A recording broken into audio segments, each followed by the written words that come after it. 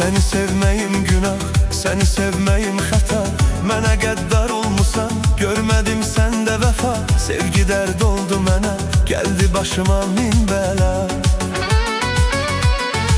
Gözlərin xəstəsiyəm, bax mənə bir də gülüm.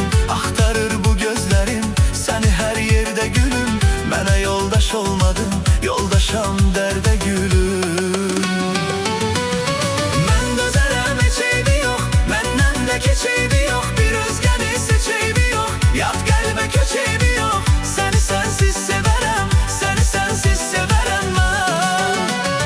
Mən dözərəm, heç eybi yox, məndən keç eybi yox. Bir özgəni seç eybi yox, yat qəlbə köç eybi yox. Səni sənsiz sevərəm, səni sənsiz sevərəm mən.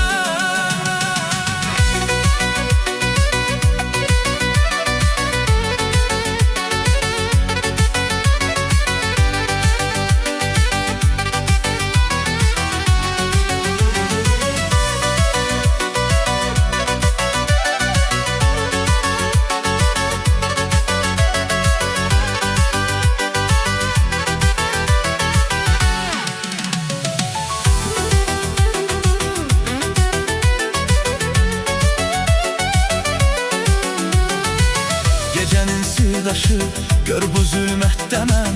Sənə mən neyləmişəm, qoydun əsrətdə mən. Yenə qəmli üzgünəm, gəl izlə xəlvətdə mən. Zamanın hökmünə bax, bu qürbət haliyə bax.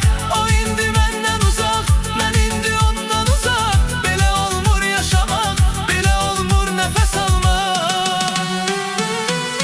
Mən dözərəm, heç eybi yox, məndən də keç eybi yox. Bir özgəni seç eybi yox, yad qəlbə köç eybi yox. Səni